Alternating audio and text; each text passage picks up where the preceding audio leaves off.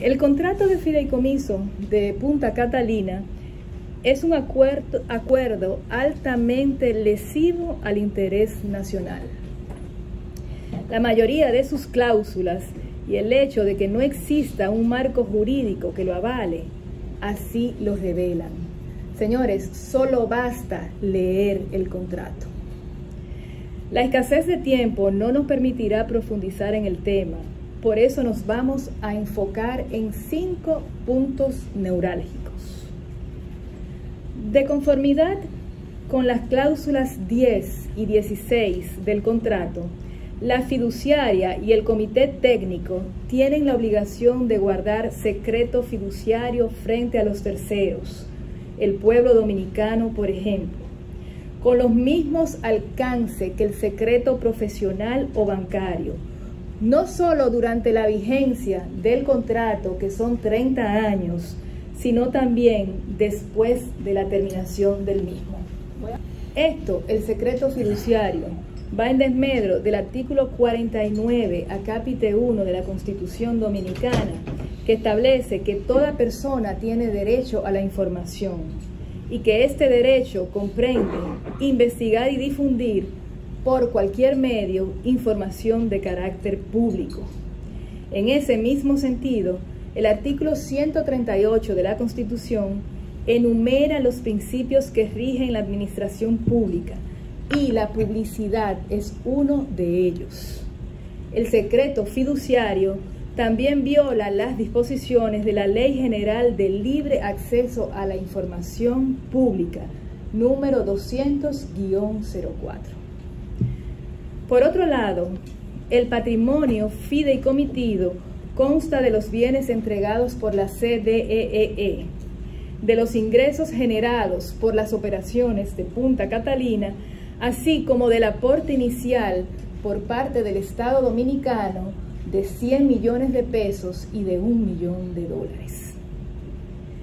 El contrato permite que ese patrimonio sea manejado sin supervisión, bajo la discrecionalidad del comité técnico, un organismo creado por decreto compuesto por personas físicas del sector empresarial, cuyo presidente, el señor Celso Marrancini, tiene intereses en el negocio eléctrico, lo que obviamente es una falta de ética que da lugar a innumerables conflictos de intereses.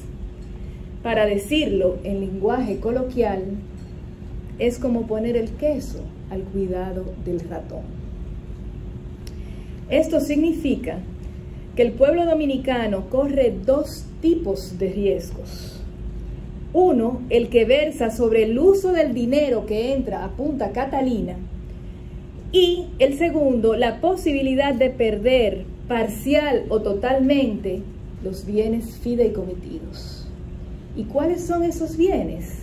Estamos hablando de la planta, de inmuebles por más de 1 millón de metros cuadrados, entre otros bienes. A pesar de que en el acuerdo no se mencionan las palabras privatización, venta, transferencia, la figura del fideicomitente adherente hace las veces de un comprador de acciones en una compañía por acciones o sociedad anónima. Así lo establece la cláusula 5.8, que reza, y cito: con la aprobación del comité técnico podrían incorporarse personas físicas o morales que realicen inversiones al fideicomiso, las cuales se adhieren a todos los aspectos del contrato. El que es abogado sabe que ahí se están subrogando en los derechos del fideicomitente, que es el Estado Dominicano. Asimismo, el contrato otorga facultad a ese comité técnico de concertar financiamientos, señores, poniendo en garantía el 100% de los bienes del fideicomiso, en detrimento de las atribuciones que le corresponden al Congreso Nacional. ¿Qué pasa cuando se deja de pagar ese financiamiento? Esas garantías se ejecutan y ese inmueble lo pierde, inmueble o bien lo pierde el pueblo dominicano. Estas inversiones y la posible ejecución de las garantías implicarían un traspaso de la propiedad pública a favor de terceros, ocasionando una pérdida para el pueblo dominicano. Y esto han querido vender como que un grupo de nosotros está hablando de privatización. Ahí no se habla de privatización, ahí se habla de otras figuras, pero al final terminamos perdiendo los bienes, que eso es lo que no quiere el pueblo dominicano. Y fíjense si es tan claro el contrato, que la cláusula 26.3 dice que luego de transcurridos los 30 años de vigencia del fideicomiso, se reintegrará al Estado Dominicano vía el Ministerio de Hacienda. ¿Adivinen qué? Ni siquiera hablan de los inmuebles y de la planta. Dicen que nosotros vamos a recibir el residual del patrimonio fideicomitido, es decir, lo que sobre, lo que quede. Imagínense, en 30 años, la mayoría de nosotros va a tener ya más de 80 años, o sea, uno no va a recordar ni siquiera esto.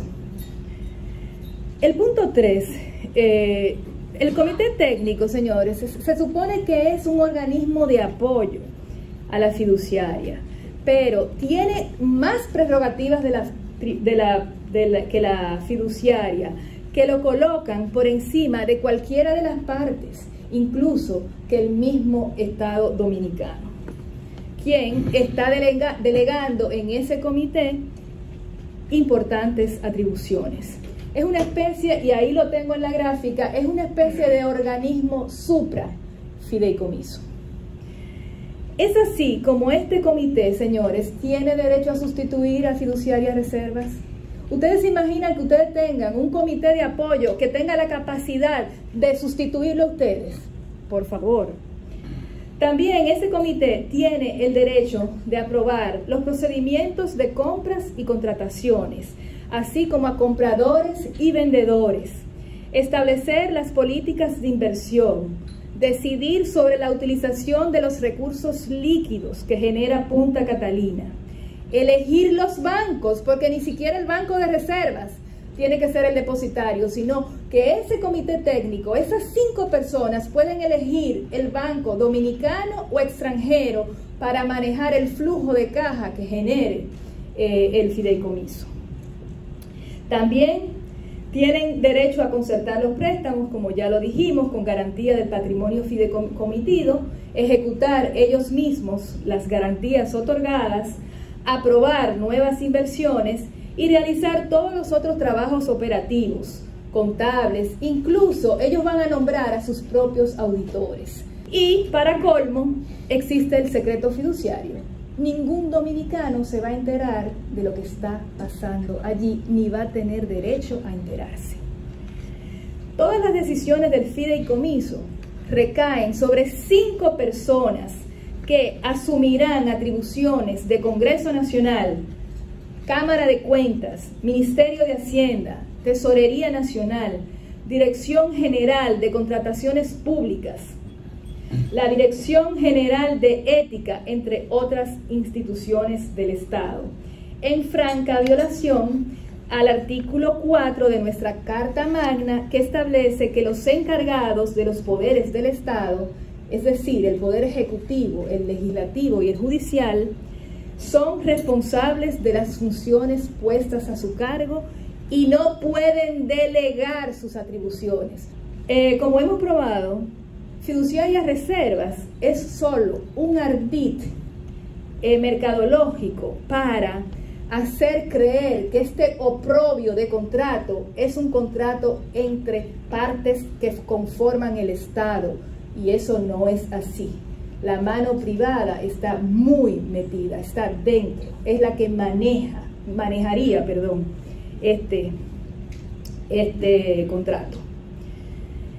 Pero en adición a todo eso, y viendo que fiduciaria reserva solamente es un ardid, para que la gente crea que se trata de algo público, pero nosotros sí vamos a pagar honorarios como si fuera privado al banco, a esas fiduciarias reservas o a cualquier fiduciaria que sea nombrada por ese comité técnico que tiene derecho de quitar a fiduciarias reservas en cualquier momento y con o sin causa. O sea, no tiene que suceder nada, ese comité se reúne, la mayoría de votación, mayoría simple, 3 de 5, votan y quitamos reserva, el Estado paga unas penalidades, pero eso no importa porque ese dinero no es de nosotros, ese dinero es de los dominicanos, y buscan una fiduciaria. Entonces, dichos honorarios, estructurados por etapa, incluyen ingresos fijos e ingresos variables.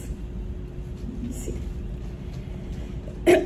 Dentro de los ingresos fijos, tenemos que sería pagada la suma de 5 millones de pesos como mínimo, o la totalidad de la nómina más un 30% adicional. El ingreso variable está, por ejemplo, se le pagaría un 0.5% sobre el valor de cada garantía emitida. El 5% de la rentabilidad de las inversiones y 180.000 pesos por cada nuevo contrato o cada modificación que se haga al contrato. Esto sin contar con los gastos legales de la oficina de abogados que ese mismo comité técnico va a nombrar. De igual forma, se establece una penalidad a cargo del Estado Dominicano en caso de un acuerdo de rescisión anticipada, porque ni siquiera el Estado puede rescindir unilateralmente este contrato. Tiene que llegar obligatoriamente a un acuerdo y pagar penalidades. La penalidad va de un 0.2 a un 1%.